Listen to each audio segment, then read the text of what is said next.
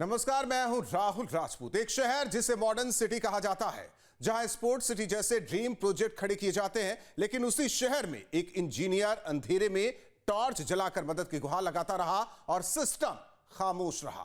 आज बात उस मौत की जिसे हादसा कहा गया, लेकिन जिसकी परतें अब सिस्टम की लापरवाही की कहानी बयां कर रही है।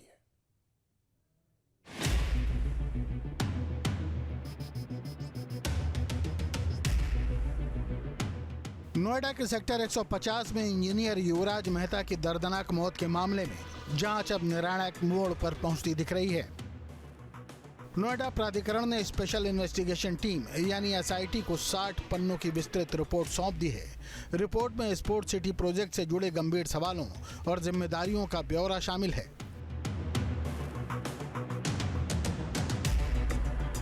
इंजीनियर युवराज मेहता की दर्दनाक मौत मामले में एसआईटी ने जांच तेज कर दी है। एसआईटी की टीम ने नोएडा अथॉरिटी के दफ्तर में अपर मुख्य पालक अधिकारी कृष्णा करुणेश से पूछताछ की।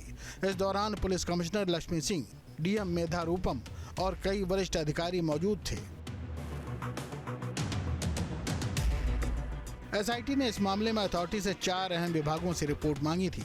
सिविल, एनटीसी, नियोजन, जलखंड से एसआईटी ने रिपोर्ट मांगी थी। एसआईटी ने इस मामले में इन सभी विभागों से 7 बिंदुओं पर जवाब तलब किया गया था। 2 दिन तक मंथन के बाद सभी विभागों ने अपनी रिपोर्ट एसआईटी को सौंप दी।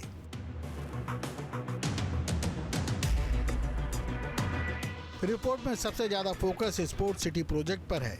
21 प्लाटों का आवंटन, ओसीसीसी सड़क और सड़क सुरक्षा, पानी और सीवर, सब कुछ अधूरा, लेकिन पोजीशन दे दिया गया।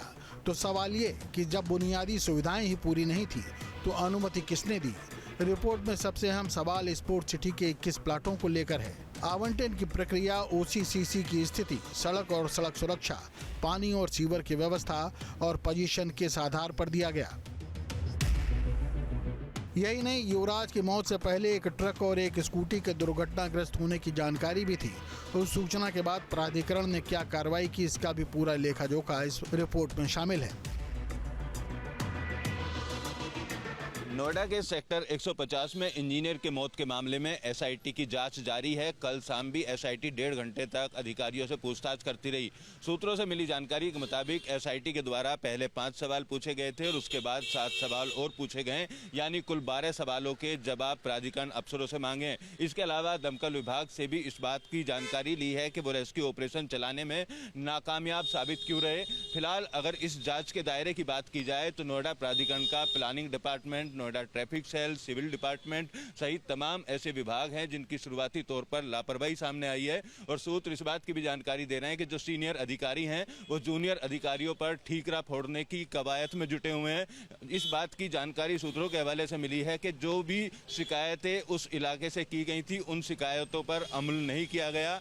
ट्रक जब 31 दिसंबर को गड्ढे में गिरा उसके बाद भी प्राधिकरण के अधिकारियों की नींद नहीं टूटी। तो जो सूत्र बता रहे हैं कि अधिकारियों के द्वारा ये बताया गया है कि निचले स्तर के अधिकारियों द्वारा जानकारी नहीं दी गई और जानकारी ना मिलने के चलते वो काम नहीं हुआ और इंजीनियर की मौत हो गई। फिलहाल इन सवालों के जवाब मिलने के बाद अब अगर नोएडा प्राधिकरण की बात की जाए तो इससे जवाब लेने के बाद एसआईटी सरकार को अपनी जाँच रिपोर्ट सौंपेगी और सरकार के स्तर पर एक बड़ी कार्रवाई जो है वो फिलहाल देखी जा सकती है।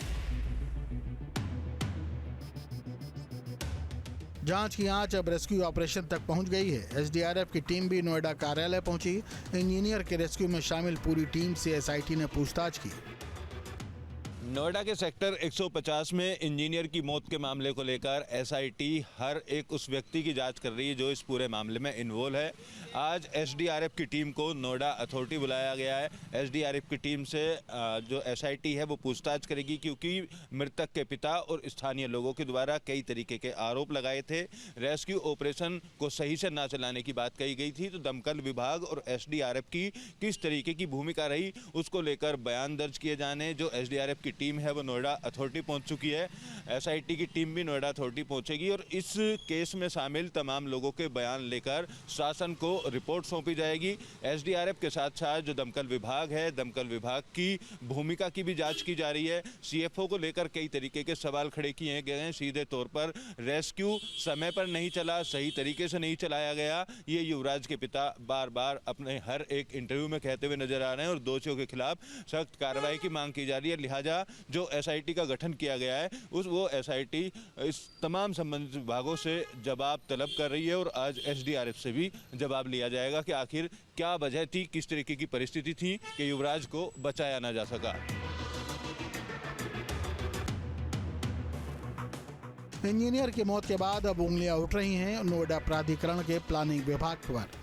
प्लानिंग विभाग की जीएम है मीना भार्गव। आरोप है कि बिना नक्शा पास कराए कई जगहों पर निर्माण चलता रहा, लेकिन प्लानिंग विभाग ने कोई सख्त कार्रवाई नहीं की।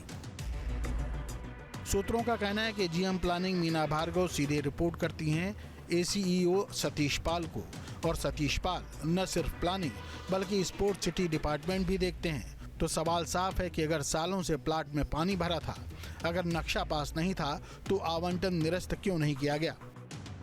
नोएडा के सेक्टर 150 में इंजीनियर की मौत के बाद अब स्थानीय लोग दमकल विभाग पर सवाल खड़े कर रहे हैं, क्योंकि 2.5 घंटे के आसपास का वक्त रेस्क्यू ऑपरेशन चलाने में लग गया, लेकिन इंजीनियर की जान नहीं बचाई जा सकी। नोएडा दमकल विभाग की टीमें तो मौके पर पहुंची, लेकिन उस इंजीनियर को बचाने में नाकामयाब साबित रहीं। पिता किनारे पर बैठकर अपने बेटे को बचाने की गुहार लगाता रहा और इंजीनियर पानी के अंदर से नहीं था तो आवंटन निरस्त क्यों नहीं किया गया?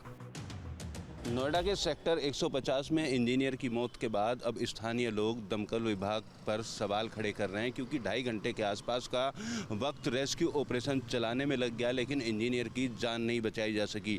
नोएडा दमकल विभाग की टीमें तो मौके पर पहुंची, लेकिन उस इंजीनियर को बचाने में नाकामयाब साबित रहीं। पिता किनारे पर बैठकर अपने बेटे को बचाने की गुहार लगाता रहा और इंजीनियर पानी के अंदर से अपनी हेल्प मांगता रहा, मदद मांगता रहा और रोता रहा, हाथ जोड़ता रहा। लेकिन नोएडा और ग्रेटर नोएडा में दमकल कर्मियां जो भी मौजूद थे मौके पर, उनके द्वारा उसको नहीं बचाया जा सका। जिन क्षमता की गाड़ियां या इक्विपमेंट्स थे वो नहीं होने की बात सामने आ रही है। और दूसरी तरफ दमकल विभाग पर डिलीवरी बॉय और मृतक का पिता दोनों गंभीर आरोप लगा रहे हैं। दोनों के द्वारा कहा गया है कि अगर समय रहते रेस्क्यू किया जाता, दमकल कर्मी पानी के अंदर उतरते, तो शायद उस इंजीनियर को बचाया जा सकता था। सवाल ये भी खड़ा हो रहा है कि जब एक डिलीवरी बॉय बिना किसी संसाधन के पानी के अंदर कूद सकता है, तो दमकल कर्मी पानी के अंदर जाने से क्यों हिचक रहे थे? क्यों ऐसी बात सामने आ रही है कि पानी को ठंडा बताया गया? क्यों ऐसी बात सामने आ रही है कि अंदर सरिया होने की वजह से बोट को पानी के अंदर नहीं उतारा गया?